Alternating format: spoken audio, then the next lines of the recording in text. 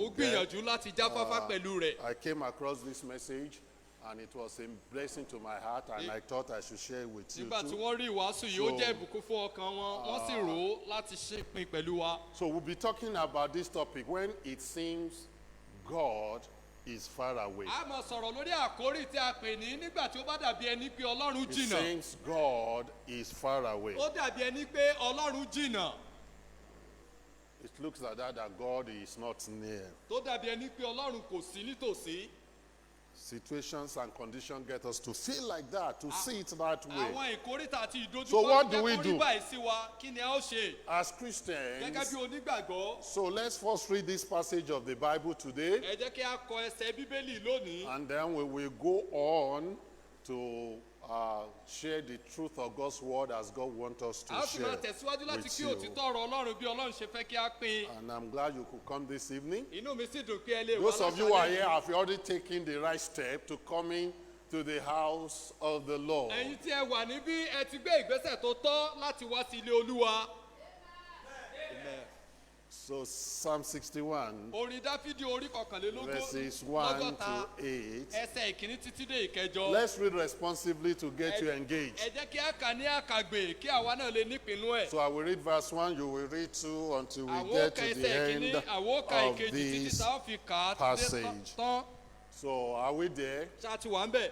Good. I'm glad you are there. inú mi dùn pé wà ń bẹ̀. I read verse 1, then you take up from verse 2. Hear my cry, O God, attend unto my prayer. láti òpin ayé wá ni èmi ò kígbe pè ọ́ nígbà tí ó rẹ àyà mi fà mí lọ sí àpáta tí ó ga jù mí lọ. So you see that song now? Amen. The rock that That's is right. higher than me. So when I saw that, I was so excited.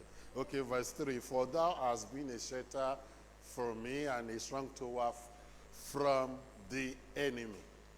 èmi ò jókòó nínú àgọ́ rẹ láéláé jẹ́ kí èmi rí ààbò ní ìyẹ́ apá rẹ. For thou, O God, hast heard my vows. Thou hast given me the heritage of those that fear thy name. ìwọ ò fa èmi ọba gùn àti ọjọ́ ọdún rẹ bíi àtìrandíran. He shall abide before God forever. O prepare mercy and truth, which may preserve him. Verse 8 together. So bẹ́ẹ̀ will ni I èmi ò sing máa praise kọrin unto ìyìn thy sí name orúkọ rẹ forever, láéláé kí that I èmi may kí ó lè daily máa perform san thy vows. ẹ̀jẹ́ mi ní ojoojúmọ́. Father, bless your word Olú today. ẹ̀bùkún fún ọ̀rọ̀ yín ní òní. And let us tap into the truth tonight to bless our ẹ lives jẹ́ kí á rí òtítọ́ yìí láti as bùkún your fún ọkàn wa children and to be better Christians. gẹ́gẹ́ bí ọmọ yín kí á sì lè jẹ́ Thank kìrìsìtẹ́nì you, tí ó Father, in ẹ Jesus' ṣé name. Olúwa nítorí pé ẹ ti gbọ́. We get to times we feel, like I said, the topic is when it seems that God is far away. nígbà tí ó bá dàbí ẹni pé Ọlọ́run jìnnà sí wa. We get into situations and conditions that it seems we are alone and we feel so lonely. a máa ń bọ̀ nínú ìpòrú nínú ìkórìtà àti ìpèníjà tó máa dàbí ẹni pé a dá wà ni. Sometimes it even feels as if our prayer is not being heard. lọ́pọ̀lọpọ̀ gbà yóò tiẹ̀ dàbí ẹni pé àdúrà wo ò tiẹ̀ gbà gan. And frustration is beginning to set in. ìdààmú ó sì bẹ̀rẹ̀ sí ní wọlé wá. But what should we do? ṣùgbọ́n kí ni ká ṣe? Let me submit up front that you still call on the Lord. jẹ́ kí n sọ fún wa lónìí pé ọ̀tún nílò ohun tá a nílò láti ṣe náà ni pé ká tún ké pe I Ọlọ́run. want you to know that the word seems is very important in that mo fẹ́ kí a topic. kíyèsí mọ̀ wípé gbólóhùn tí a sọ pé ó dàbí ẹni pé ó ṣe pàtàkì nínú àkórí Seems yìí. means something that appears to be, but is not necessary, or it does not necessarily be. pé ó jẹ́ ohun tí ó dàbí ẹni pé ó fẹ́ rí bẹ́ẹ̀ ṣùgbọ́n tí kò rí bẹ́ẹ̀. So when we say it seems God is far away, tí a bá sọ pé ó dàbí ẹni wípé it Ọlọ́run does ti not jìnnà mean God is far kò away. túmọ̀ sí pé Ọlọ́run jìnnà. God is ever present. Ọlọ́run ó wà nítòsí The ní Bible gbogbo says ìgbà. it's our ever present help in times of Bíbélì need. wípé ó ní ìrànlọ́wọ́ He lọ́wọ́lọ́wọ́ has ní ìgbà promised us as his àìní. children never to leave us nor forsake ó ti us. ṣèlérí fún wa gẹ́gẹ́ bí ọmọ rẹ̀ rẹ̀ láti He má kọ̀ said, wá sílẹ̀ Lo, láti I'm with you wá sílẹ̀. always, even unto the end Ó of ní the kíyèsí world. èmi wà pẹ̀lú yín títí dé òpin Wherever we ayé. may be, whatever may be, God is ever present with Ibikíbi tá a us. bá wà ohun tí ò bá jẹ́ Ọlọ́run wà pẹ̀lú wa nígbà God is gbogbo. ever near us. Ọlọ́run ó wà pẹ̀lú wa He nígbà is gbogbo. before us, He is behind Ó wà us. níwájú wa, ó wà He's lẹ́yìn on wa. our right hand, He's on our Ó wà left lápá side. ọ̀tún wa, ó wà lápá òsì He's wa. above us, He's under Ó wà ní us. òkè wa, ó wà ní We ilé wa. are encompassed by the very presence of Àyè wa God. ká ní pẹ̀lú ìwà Because láyé this our Ọlọ́run. God is ever present. Ọlọ́run ó He's wà an pẹ̀lú wa nígbà omnipresent gbogbo. God. Ọlọ́run tó pẹ̀lú wa nígbà And gbogbo. is with us Ó sì wà always. pẹ̀lú wa ní But ìgbà gbogbo. sometimes we feel we are not feeling His Ṣùgbọ́n presence. lọ́pọ̀lọpọ̀ ògbó máa dàbí We ẹni pé àríwá feel láyé that rẹ̀. God is not near Tí ó dàbí us. ẹni pé Ọlọ́run kò súnmọ́ wa. Many things can cause that, of course. Ọ̀pọ̀lọpọ̀ ló lè mú kéyìí It kó could be ṣẹlẹ̀. as a result of our sins. Ó lè jẹ́ nítorí ẹ̀ṣẹ̀ wa. Not that God is not near, we are the one feeling that God is not near. Kì í ṣe pé Ọlọ́run ò súnmọ́ kò á tòsí àwa là ń rò pé Ọlọ́run ò At sí such tòsí. time, you need to hear the song that says, Draw me near to thee. Nírú àkókò bẹ́ẹ̀ a ní láti Nearer- kíyèsí orin tó sọ nearer pé mú mi God súnmọ́ to sí i. thee. Ọlọ́run kí n lè súnmọ́ sí And i. it could be a trial of our faith, Ó sì lè jẹ́ ìpèníjà ìgbàgbọ́ wa. like I preach about that protection on Sunday. Bí a ṣe wàásù nípa ààbò ní ọjọ́ ìsinmi tó And we lọ. are so encompassed with troubles and trials all A around. sì yí wa ká pẹ̀lú ìdojúkọ àti ìpèníjà And at káàkiri. such time, we feel God is not near. Nírú àkókò náà, wá rò pé Ọlọ́run ò sí When it nítòsí. seems God is not near. Nígbà tí ó bá dàbí ẹni pé Ọlọ́run ò When sí it nítòsí. feels that God is far away. Nígbà tí o bá ròyìn pé Ọlọ́run jìnnà I rere. submit to you that God is ever with Mo you. sọ fún ọ lónìí pé Ọlọ́run wà As pẹ̀lú His rẹ ní gbogbo child, He has ìgbà. promised never to leave you nor Gẹ́gẹ́ forsake bí you. ọmọ I ó sì say. ti ṣèlérí láti má fi wá sílẹ̀ àti láti má kọ̀ wá I sílẹ̀. heard a story, or I read in that message a story of a little boy Wọ́n ka ìtàn nípa ọmọkùnrin kékeré kan. whose father was away, Èyí tí bàbá rẹ̀ wà ní jìnnà rere. whose father was away Bàbá rẹ̀ ó wà lọ́nà jíjìn.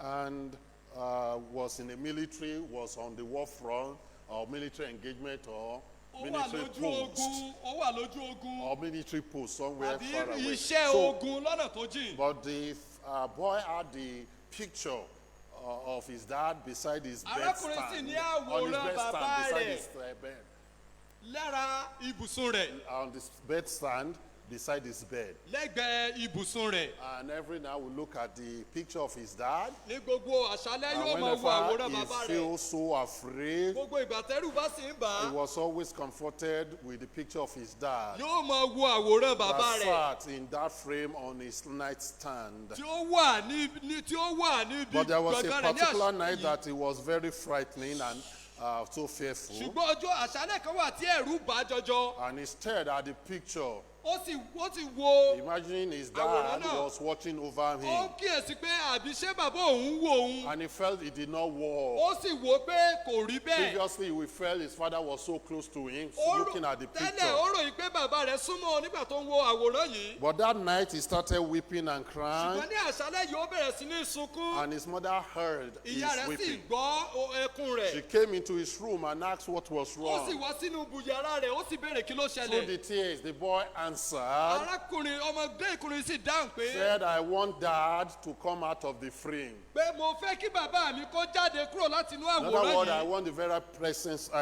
presence of my Mo dad. fẹ́ bàbá mi gangan kó jáde kúrò And nínú as àwòrán yìí. children of the Heavenly Father, Gẹ́gẹ́ bí ọmọ bàbá wa tí ń bẹ ní there have been ọ̀run. times that we have this same kind of experience. Àkókò ń bẹ tí àwa náà nílùú rírí We báyìí. feel as, so to speak, that God is in the frame. Tí ó dàbí ẹni pé Ọlọ́run wa ó wà nínú We àwòrán. want him to come out and be real to A fẹ́ kó us. jáde kí a sì rí bó ṣe We rí. want to feel his reality, his realness. A fẹ́ rí òtítọ́ You rẹ̀. know that God is good. A mọ̀ pé Ọlọ́run dára. You know that God is great. A mọ̀ pé Ọlọ́run tóbi. You know that he loves A mọ̀ you. pé ó fẹ́ wa. But yet there are times when God seems to be like in a frame. Ṣùgbọ́n àkókò kan wà tó yẹ pé yóò dàbí It ẹni pé feels ó that God wà does nínú not hear àwòrán. your prayers. Tó dàbí ẹni pé Ọlọ́run ò gbọ́ That he àdúrà does rẹ. not see your Tó needs. dàbí ẹni pé Ọlọ́run ò rí àìní Neither rẹ. feel your your pain. tó dàbí ẹni pé kò ní ìmọ̀lára And ìrora at this rẹ. time it seems that God is very far away. Nínú àkókò yóò dàbí ẹni pé Ọlọ́run jìnnà sí ọ. And this is what this Psalm 61 is trying to teach us Ohun tí about. Sáàmù orí kọkànlélọ́gọ́ta ti ń kọ́ I wa believe rè. it is written along this Mo line mọ̀ yìí pé a kọ́ lọ pẹ̀lú to ọ̀rọ̀ really yìí ni. encourage us that when that time comes in our Láti wá lives, sókè pé tí àkókò yìí bá wá sínú ayé which wa. it definitely will come, Ní èyí tí ó sì wá dandan. and we feel that God is very not near Tí a to sì rò us, pé dàbí ẹni pé Ọlọ́run ò sí tòsí wa. we can study this psalm Pé a lè ka Sáàmù yìí. as it happened in the life of King Bí ó David, ṣe rí nínú ọgbẹ́ ayé ọba and Dáfídì. what he did and what he did. Ohun tí ó ṣe àti ohun tó ṣe. We believe that it was King David that wrote Psalm A 61. gbàgbọ́ pé Dáfídì olókorin Sáàmù However, oríkejì it was kọkànlélógún not really lójijì. known exactly when he wrote it. Àmọ́ àkókò gbòógì tí ó kọ. You know, when he said in verse 2 that from the end of the earth, Ṣùgbọ́n nígbà tí ó sọ ní ẹsẹ̀ kejì pé láti òpin ayé wá. and when he said that when my heart is overwhelmed, something like that, in verse 2 also. Pé láti òpin ayé wá èmi ò kígbe pè ọ́ nígbà tí ó rí àyà mi. There is something in verse 4 when he said, I will abide in that tabernacle Èmi ò forever. jókòó nínú àgọ́ rẹ láéláé ní ẹsẹ̀ kẹrin. This statement may suggest, or does suggest, these statements do suggest that probably David was in an exile at this time. Àwọn ọ̀rọ̀ yìí ó ń fi yé wa pé ó ṣe é pé Dáfídì ó wà níbi tó ti ń sáko ní He àkókò was yìí. not physically in Jerusalem, Kò sí nínú Jerúsálẹ́mù and as lákòókò such náà. was never close to the tabernacle. Kò sì súnmọ́ bí títà tí gbọ̀ngàn wà. Many commentators assume that David wrote this psalm when he was fleeing from the presence of his son Absalom. Ọ̀pọ̀lọpọ̀ àwọn òǹsọ̀rọ̀ wọ́n sì kọ́ wípé ó kọ Sáàmù yìí nígbà tó ń sá kúrò níwájú ọmọ rẹ̀ Absaloni. Or when he just returned from that exile. Tàbí nígbà tí ó padà dé láti ìgbà tí ó sáko lọ. Well, we do not know exactly. A ò mọ àkókò náà jọjọ. And I believe God did not tell us exactly because it is not the physical presence that matters at this, but the spiritual condition that David was experiencing that God really wants us to A tap sì mọ̀ pé into. Ọlọ́run ò sọ àkókò náà nítorí pé kìí ṣe ohun tí ó ṣẹlẹ̀ tí ojú kan lójú ni bí kò ṣe ohun ti ẹ̀mí tí Dáfídì là kọjá lákòókò náà tó fẹ́ ká kọ́. It is not the historical fact of this psalm that really matters, but the spiritual condition that God wants us to tap from in this psalm. Kìí ṣe ìtàn Sáàmù yìí lohun tó ṣe pàtàkì bí kò ṣe ohun ti ẹ̀mí tọ́lọ́run fẹ́ ká mú rẹ̀. Wherever David might have been at this time, Ibikíbi tí Dáfídì ò bá wà lákòókò yìí. David was at a place where it seems that God was far away from him. Dáfídì wà ní ibi tó rò wípé tó dàbí ẹni pé ó rò pé Ọlọ́run jìnnà sóhun. And I believe that he wanted more than a return to Jerusalem Mo sì gbàgbọ́ pé ó fẹ́ ju wípé kó tiẹ̀ padà sí or Jerúsálẹ́mù lọ. another opportunity to worship in the tabernacle. Tàbí àǹfààní mìíràn láti sin Ọlọ́run nínú But gbọ̀ngàn rẹ̀. rather, he was longing for a greater sense of God's loving presence in Ṣùgbọ́n his ju life. èyí lọ, ó ń fẹ́ èrò ìfẹ́ Ọlọ́run tí ó ju He was èyí lọ. looking to get or appreciate or to feel more of the protective care of God, Ó fẹ́ láti ní ààbò Ọlọ́run tí ó pọ̀ jọjọ sí to i. enjoy the strengthening grace of God the more. Láti gbádùn okun orí ọ̀fẹ́ Ọlọ́run sí i. So he prayed that the distance will be transformed into intimacy with Ó God. gbàdúrà yìí pé ìjìnà rere yìí á lè yí padà sí ìbádọ́rẹ̀ẹ́ pẹ̀lú Ọlọ́run. So like I said, at this time, David was feeling that God was far away from Ní him. àkókò yìí, Dáfídì rò wípé Ọlọ́run ti jìnnà More sóhun. often because he was in exile due to running from Absalom. Nítorí pé ó wà nínú igbó nítorí pé ó sá fún ọmọ rẹ̀ Absaloni. But he taught us in this psalm that wherever we are, God is near and we can feel the nearness of God with us anywhere, Ṣùgbọ́n everywhere. kọ́wọ́ irú ipò púpọ̀ tá a bá wà, Ọlọ́run wà nítòsí, a ti lè ní ìmọ̀lára kó wà nítòsí wa. See, it is this same mindset that helped Apostle Paul, Irú èrò ọkàn yìí náà ló ran Pọ́ọ̀lù àpọ́stélì lọ́wọ́. that he could write something to the Philippians that rejoice evermore. He say, again I say Tí ó rejoice. lè kọ sí àwọn ará Fílípì pé ẹ máa yọ̀ nígbà gbogbo ọmọ ìtúwí And pé ẹ somewhere máa in yọ̀. that Philippians, I believe in chapter 4, it says something like that. I rejoice over you. I rejoice concerning you. Yóò ti I sọ rejoice wípé mò ń about yọ̀ you. lórí yín, mò ń yọ̀ nípa yín, mò ń yọ̀ nítorí But yín. wait a minute, where was Paul at this time? Ṣùgbọ́n níbo ni Pọ́ọ̀lù wà lákòókò Paul yìí? was actually in the prison. Ó wà nínú ọgbà ẹ̀wọ̀n. So it's not about the physical condition that can prove our experiencing of God's presence. kìí ṣe ipò ìwàláyé wa ní ara nìkan ló lè fi hàn ìwàláyé Ọlọ́run pẹ̀lú wa. But we should have a spiritual condition, a spiritual maturity, that we will always feel the nearness of God with us, no matter where we may find ourselves. ṣùgbọ́n a gbọ́dọ̀ ní ti ìdàgbà ti ẹ̀mí pé a ó máa ní ìmọ̀lára bí Ọlọ́run wà pẹ̀lú wa ní ìgbà gbogbo, kò ní ṣe pẹ̀lú ohunkóhun tá a bá máa là So in kọjá. a world, when it feels that God is far away, just go on and pray. nítorí náà tí o bá ròyìn pé Ọlọ́run ó jìnnà sí ọ, lọ tẹ̀síwájú láti When you gbàdúrà. are feeling lonely and so afraid, pray. nígbà tí o bá dàbí ẹni pọ́kù wọn nìkan tẹ́rù sí ń bọ̀, gbàdúrà. When you are feeling disturbed and discouraged, pray. nígbà tí o bá ní ìpòrúurú ọkàn, gbàdúrà. When you are feeling like a failure, pray. nígbà tí o bá dàbí ẹni pé o ti kùnà, gbàdúrà. Because prayer will definitely take you into that experience of the presence of God. nítorí pé àdúrà yóò mú ọ lọ sínú ìrírí ìwàláyé Ọlọ́run. You can never be so far away that God cannot hear you when you call on Him. o lè jìnnà tó bẹ́ẹ̀ gẹ́ pé Ọlọ́run ò ní gbọ́ nígbà tó o bá ké pè é. Wherever we are, Matthew Henry wrote, níbikíbi tí a bá wà, bí arákùnrin Matthew Henry bí ó ṣe he said kọ́. we have liberty to draw near to ó God ní a ní oore ọ̀fẹ́ àǹfààní láti súnmọ́ and may Ọlọ́run. find a way open to the throne of grace. a End lè of ní quote. àǹfààní tí ó ṣí sílẹ̀ fún wa láti tọ́ lọ sínú ìfẹ́ oore ọ̀fẹ́. Ite oore ọ̀fẹ́. Ite oore Now, ọ̀fẹ́. the point is, this psalm today, as we begin to study it, will teach us how we should pray when God seems far away. Gbòógì tó wà nínú sáàmù yìí lónìí ni pé ó kọ́ wa láti bí a ṣe lè gbàdúrà nígbà tí ó bá dàbí ẹni pé Ọlọ́run jìnnà. And we have two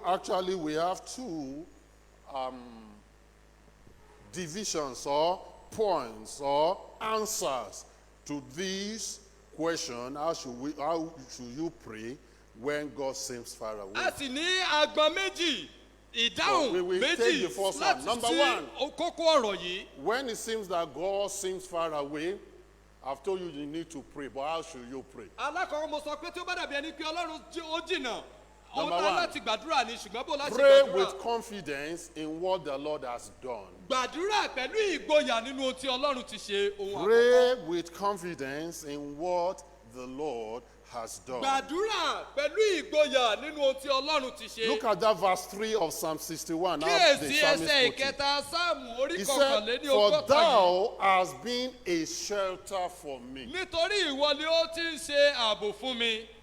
Thou hast been ìwọ ni ó ti ń ṣe and a strong tower from the enemy. àti ilé ìṣọ́ agbára lọ́wọ́ ọ̀tá mi. I believe King David was saying this, mo gbàgbọ́ pé ọba Dáfídì ń sọ even èyí. though at this time he was in an exile. Bó If tilẹ̀ we jẹ́ pé believe nínú àkókò that yìí, this psalm ó was wà written, nínú igbó. hold on, if we believe that this psalm was written when he was away running from his son Absalom, tí a bá gbàgbọ́ pé àkọsáàmù yìí nígbà tí ó sá lọ fún ọmọ rẹ̀ Absaloni. but listen, ẹ gbọ́. so the psalmist declared, King David said, God, you have been my shelter, you have been the shelter for me. ó ní Olúwa ìwọ ló ti ń ṣe ààbò mi. You have been a shelter for me. ìwọ ló ti ń ṣe ààbò mi. Something like a refuge. bí ààbò ibi And we'll look at ìsádi. this detail later. And so, and a strong tower from the enemy. ó ní àti ilé ìṣọ́ agbára lọ́wọ́ I ọ̀tá will mi. say this later, probably not today, but these are quite two things. ó jẹ́ How ohun we méjì. get cover from God, how we get cover of God from enemies. bí a ṣe lè rí ààbò Ọlọ́run látọ̀dọ̀ ọ̀tá. Shelter is what we get when we are running away from danger or from enemy or from the vengeance of the enemy. ààbò olóhùn tá à ń gbà nígbà tí a bá ń sá kúrò nínú ewu tàbí lọ́wọ́ ẹ̀san ọ̀tá. Like city of refuge, gẹ́gẹ́ bí ilé where you run ìṣọ́ into ìsádi. and the enemy cannot enter ibi therein. tí ó sá lọ tí ọ̀tá ò sì lè And I wọbẹ̀. submit to you this evening mo ti sọ again. fún ọ láṣálẹ́ yìí náà. When you run to the nígbà Lord tí ó bá sàtọ̀ Ọlọ́run and lọ. you run into the tí Lord, o ti sáwọ inú Olúwa the lọ. enemy cannot enter therein. ọ̀tá Wow, ò you lè want that? wọbẹ̀. amen. You are safe and secure. Ó á gbà ọ́ láàbò, ó sì dájú. Again, Lọ́nà mìíràn, strong tower ilé ìṣọ́, is what you have. ó ní ohun tí o ní. You are not running now, but it's a defense mechanism from the enemies getting into your own space. Ó jẹ́ ibi Into your own ààbò space. odi fún ọ̀tá láti And the kéde ibi psalmist tí ó wà. said, whether I'm being pursued by the enemy, I ran into the Lord. Ó sọ wípé bóyá It's been o my à ń lé mi nípò shelter. pẹ̀lú It's Sátánì, been my pẹ̀lú refuge. ọ̀tá, èmi sátọ Ọlọ́run lọ, But, ó or ní whether ààbò I'm mi. secure now, no trouble, but the Lord is my strong tower that the enemy cannot come and disturb me Bóyá mo ti wà in my lọ́nà àbí space. àkòsí ìyọnu kankan o, Olúwa sì tún ní ilé ẹ̀ṣọ́ agbára mi pé ọ̀tá kò lè wọ ibi tí And mo that wà. is whom our Lord Ẹni is. tí Olúwa wá sì jẹ́ rèé, Is our ó shelter ní àbí ìsádi wa, and is our strong ó tower. ní ilé ẹ̀ṣọ́ agbára Is wa, our ó protection. ní ààbò wa, Is our ó guide. ní ìtọ́ni wa, Is our ó head. ní ìrànlọ́wọ́ Is wa, our ó hope. ní ìrètí wa. Oh, glory to God. Amen. I say pray with confidence in what God has done. Gbàdúrà pẹ̀lú ìgboyà nínú ohun tí Olúwa ti But ṣe. you know that in this verse 3, I'm building to something. Ṣùgbọ́n nínú ẹsẹ̀ kẹta yìí, King David said it in a past participle tense. ọba Dáfídì ó sọ ọ́ nínú ọ̀rọ̀ tí ó ti Thou kọjá sẹ́yìn. hast been, you had been Ó ní ìwọ ti fìgbà kan, a ó ti shelter fìgbà for kan me. jẹ́ ààbò fún mi rí. Or in other words, you have always been a shelter for Tàbí me. pé ó sì ààbò ló jẹ́ fún mi nígbà You gbogbo have been látẹ̀yìnwá. my strong tower. Ìwọ ló ti ń jẹ́ from ibi the ilé enemies. ẹ̀ṣọ́ agbára mi. Even though today I'm facing another Bó trouble. tilẹ̀ jẹ́ pé mo tún na ìdojúkọ ní Even though ìgbàgbọ́ I'm mi. running from Absalom, Bó my tilẹ̀ son, jẹ́ who is pé seeking mo to sá fún kill me. Absalom, ọmọ mi tó fẹ́ pa mí. And it seems as if God is far Ó sì away. dàbí ẹni pé Ọlọ́run But ti Lord, tó I jìnnà. call on you Ṣùgbọ́n again. Olúwa mo tún ké pè I ọ́. remember, because I remember what you have done for me Nítorí in pé the mo past. rántí tó ti ṣe fún mi láti I ìgbẹ̀yìn wá. remember your previous Mo deliverance. rántí ìṣẹ́gun rẹ. I tó ti remember dá. your previous victory. Mo rántí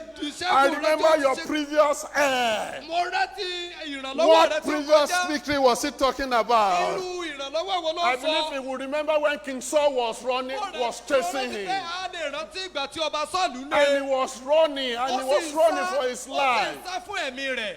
And he was running, and he was running for his Ó life. sá àsálà fún ẹ̀mí rẹ̀. And at that time, he will remember that he felt that God was not there. Ṣé o mọ̀ pé nírú àkókò yìí ó ròyìn pé Ọlọ́run dàbẹ̀ pé Ọlọ́run wò And during síbẹ̀? that time, he wrote many other psalms. Àkókò yìí ni ó ti kọ ọ̀pọ̀lọpọ̀ There he said, sáàmù. God, oh, help me. Ìjọ ti sọ pé Ọlọ́run Oh, ràn mí God, lọ́wọ́. please heal me. Ọlọ́run ràn mí lọ́wọ́. Because God, protect me. Ọlọ́run dáàbò bò mí. And that came to pass. Èyí sì wá sí ìmúṣẹ. God did help him. Ọlọ́run ràn án lọ́wọ́. God gave him victory. Ọlọ́run fún ní ìṣẹ́gun. God did give him breakthrough. Ọlọ́run fún ní àlàjá. And he enjoyed the glorious moment of Ó victory sì in the Lord. gbádùn So, àkókò for many ìṣẹ́gun times, for ológo. sometimes things were rosy. Fún àkókò tó ti pé ohun gbogbo ṣe And for dáadáa. one reason or the other, we are not going to that detail of history of King David. A lọ sínú But- ìjọba Dáfídì yìí. It happened again. Ṣùgbọ́n ó tún ṣẹlẹ̀. He had to run for his life Ó again. ní láti sá àsálà fún ẹ̀mí He rẹ̀. found himself in exile again. Ó bá ara rẹ̀ nínú aginjù. He found himself in trouble Ó again. bá ara rẹ̀ nínú wàhálà. He found himself in problems Ó again. bá ara rẹ̀ nínú ìdààmú. And it was beginning to feel Ó again sì bẹ̀rẹ̀ sí ní rò ó. that God is far Pé away. Ọlọ́run ti tún jìnnà. He started feeling Ó lonely. bẹ̀rẹ̀ sí ní wo bí He ẹbí started ẹ̀kọ́ feeling nìkan ni. discouraged. Ó bẹ̀rẹ̀ sí ní ní He ìjákulẹ̀. started feeling Ó depressed. bẹ̀rẹ̀ sí ní ipò But what rúru. did he do?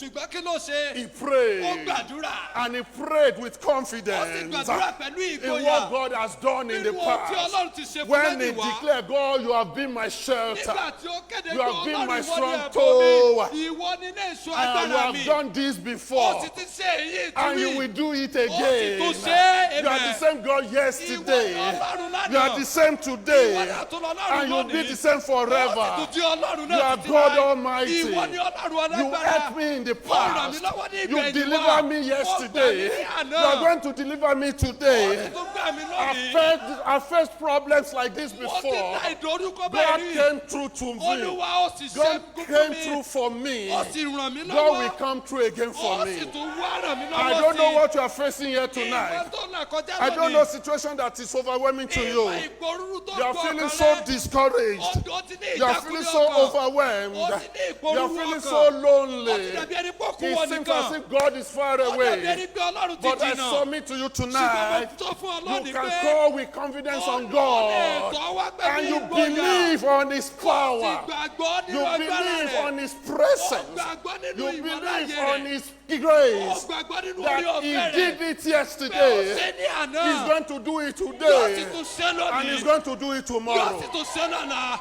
Amen. Amen. Listen to me. Gbọ́ mi. There are times I feel so disturbed. Ọ̀pọ̀lọpọ̀ ìgbà ni mo máa ń ní ìdààmú ọkàn. And in my little way, I've gone through a lot. Nínú ìrìn àjò mi Or mo ti some la things. ọ̀pọ̀lọpọ̀ kọjá. And many times I felt no way out. Lọ́pọ̀lọpọ̀ ìgbà yóò dàbí ẹni pé kò sọ́nà àbáyọ fún And I wọn. can come stand as I stand here before you. Ṣùgbọ́n bí wọ́n ṣe ń I jókòó can wà share níwájú rẹ̀ lásàlẹ̀ yìí. testimonies upon testimonies upon Mo lè testimonies sọ ọ̀pọ̀lọpọ̀ ẹ̀rí of how God came through for bí me. Ọlọ́run bí ó ṣe ràn mí lọ́wọ́. Amen. How He came through for me with healing, Bí ó ṣe ràn mí lọ́wọ́ nínú came ìwòsàn. through for me with help, Bí ó ṣe ràn mí lọ́wọ́ with protection, pẹ̀lú ààbò, with pẹ̀lú provisions, ìpèsè, with guidance, pẹ̀lú ìtọ́ni, with His leadership. pẹ̀lú ìdarí rẹ̀.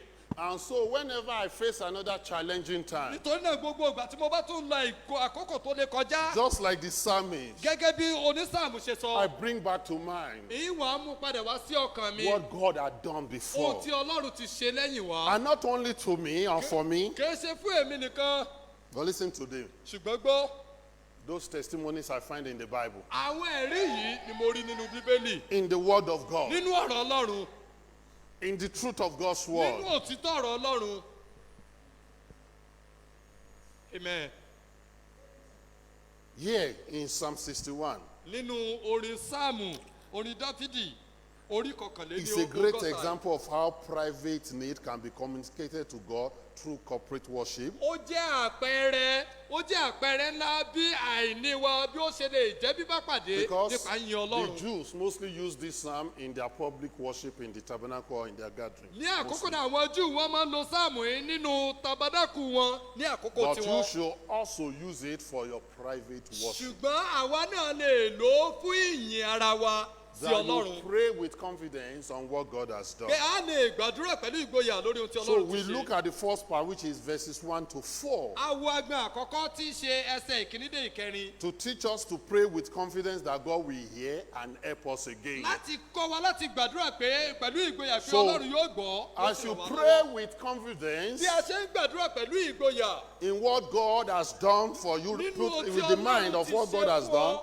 Number one, Ohun alákọ̀ọ́kọ́. you can pray now that and ask God to hear you. Ó lè gbàdúrà kó sì béèrè lọ́wọ́ Ọlọ́run pé Look kó at verse gbọ́. 1. Wo ẹsẹ̀ ìkíní. Say, hear my cry, O Ó God. ní gbọ́ ẹkún mi Ọlọ́run. Attend unto my prayer. Fiyè sí àdúrà mi. This opening words teach an important lesson about the nature of true prayer. Èyí ó kọ́ wa ní ẹ̀kọ́ nípa pàtàkì Here, àdúrà. David cried to God. Dávidi ó ké pe By the Ọlọ́run. word, the way cry refer to a loud scream, Gbọ́dọ̀ pé ó sun ẹkún. a piercing scream. Ó túmọ̀ sí igbe. The word most often used to describe a cry of joy is the same Ọ̀rọ̀ word used tí a for máa cry fi here. sọ̀túnmọ́ igbe But ẹkún instead ayọ̀. of cry of joy, it's a cry of expression of agony, not of ecstasy. Ṣùgbọ́n kàrà tó fi jẹ́ ẹkún ayọ̀, ó jẹ́ ẹkún It ìpòrúru is an àti urgent, ìdààmú. desperate cry for the help of Ó God. jẹ́ igbe And why ìrànlọ́wọ́ did Ọlọ́run. David cry to God in Kí prayer? ni ìdí tí Ọlọ́run Dávidi ti jẹ́ sunkún tí Ọlọ́run We ní see àdúrà? in verse 1, 2 A rí ní words.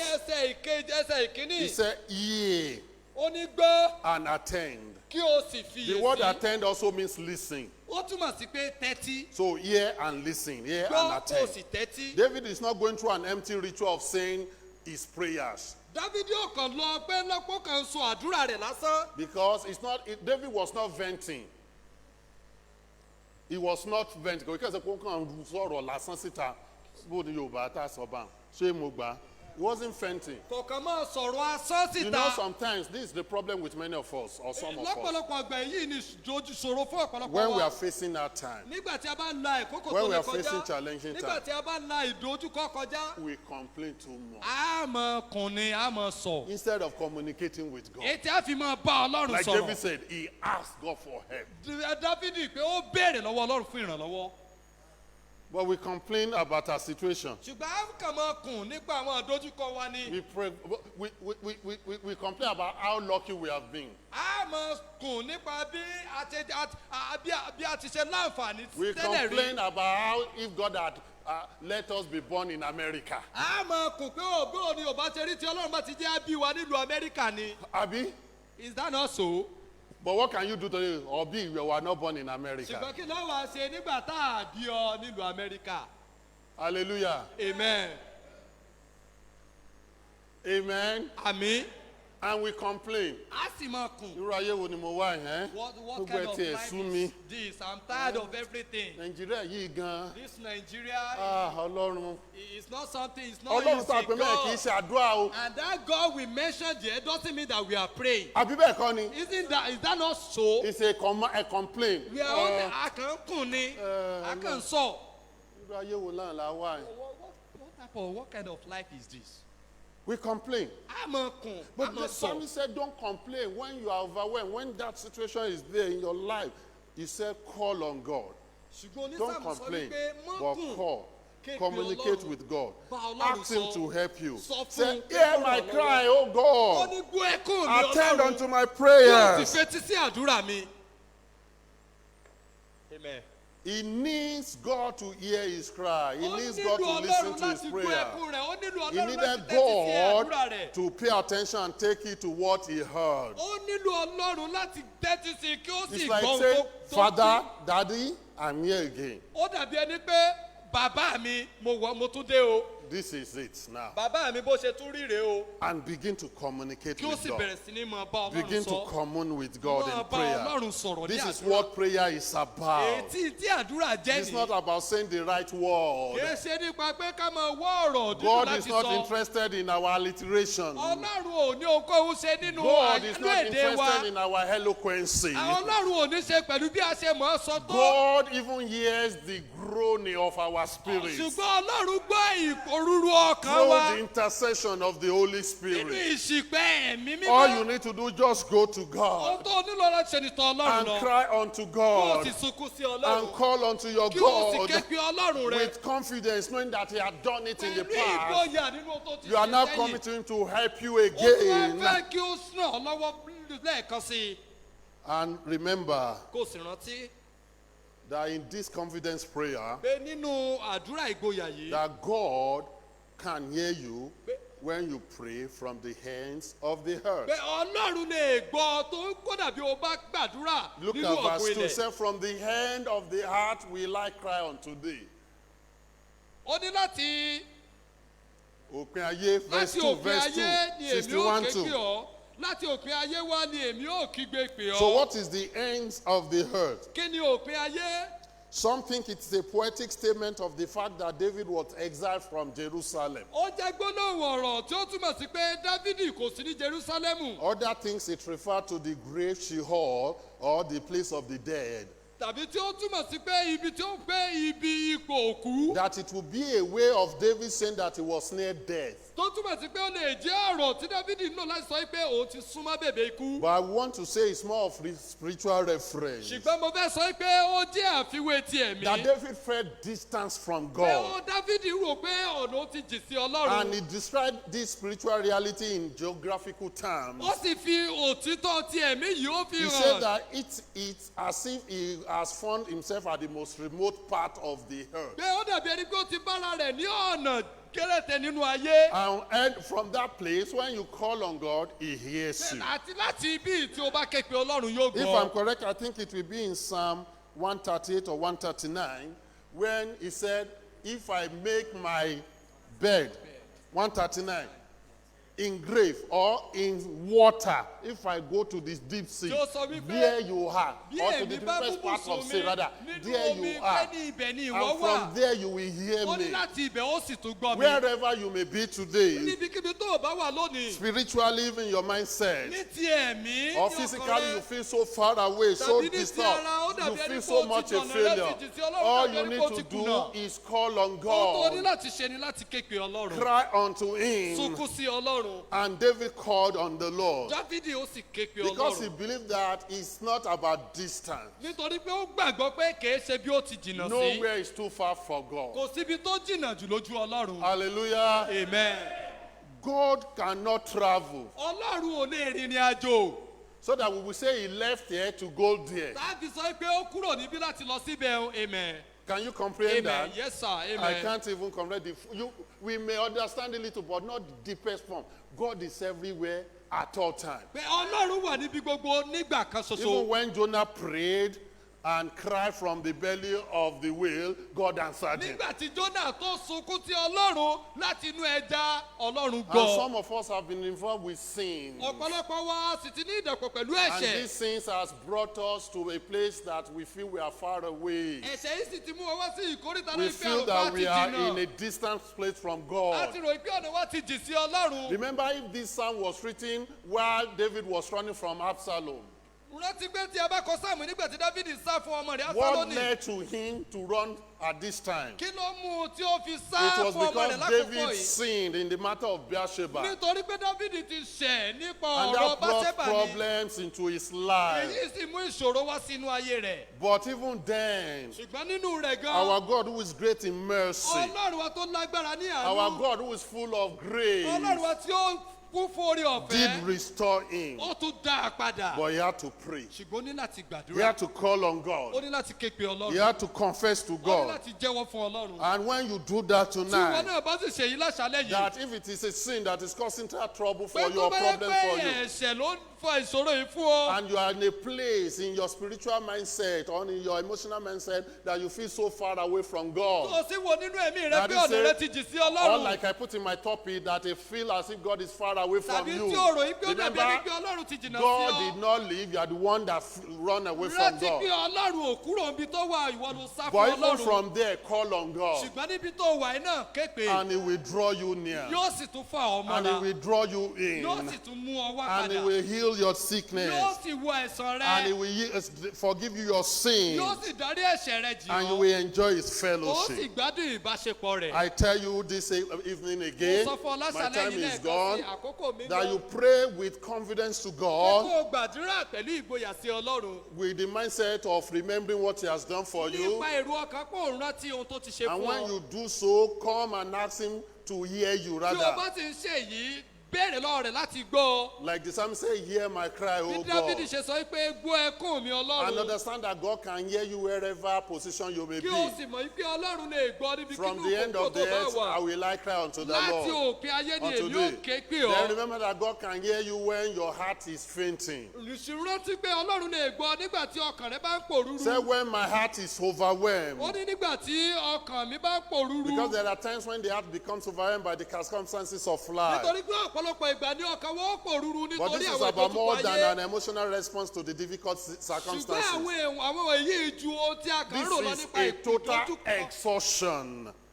Ó ti rẹ̀ Ó pátápátá. ti rẹ̀ It is pátápátá. when one's whole being runs out of energy. Ó jẹ́ ìgbà tí èèyàn ò bá It lókun is to mọ́. be with that hope. Láì ní orí You are ọ̀fẹ́ with mọ́. that courage. Láì ní ìgboyà You are mọ́. with that Tó ò strength. ní agbára mọ́. When your heart is fainting Nígbà tí ọkàn rẹ tí ó and ń you kú have become dákulẹ̀. tired Tí ó physically, sì ti rì ọ́ ní ti ara. emotionally, Ní ti ẹ̀mí. and spiritually, Àti ní ti èrò àti ní ti ẹ̀mí. even though you may be so far distant, Ọ̀nà rẹ lè jì gan. but then you are physically, emotionally, and spiritually drained. Ṣùgbọ́n nígbà náà ó dàbí ẹni pé ó ti pa mi ní ti ẹ̀mí, ní ti ara àti ní ti èrò. What do you do? Kí ló ṣe?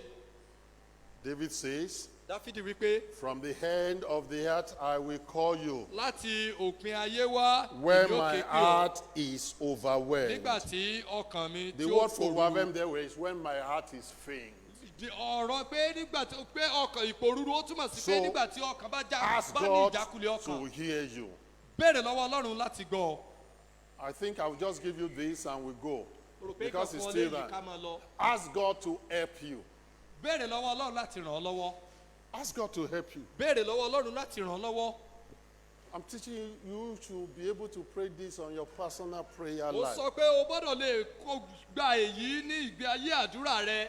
And in asking God to help you, Kí o láti níbi o ti ṣe béèrè lọ́wọ́ Ọlọ́run láti ràn ọ́ lọ́wọ́. you are admitting that Oh. you need the protection of God to help you. Òun gba Ọlọ́run gbà pé o And nílò ààbò Ọlọ́run láti ràn ọ́ Incidentally, I lọ́wọ́. just preached about protection this past Sunday. Ní ọjọ́ ìsinmi tó ti Petition lọ for láìpẹ́ ni protection. wọ́n ṣẹ̀ṣẹ̀ wàásù In nípa verses ààbò. 2b and 3, Ní ẹsẹ̀ agbọn tó gbẹ̀yìn ẹsẹ̀ kejì àti ẹsẹ̀ kẹta.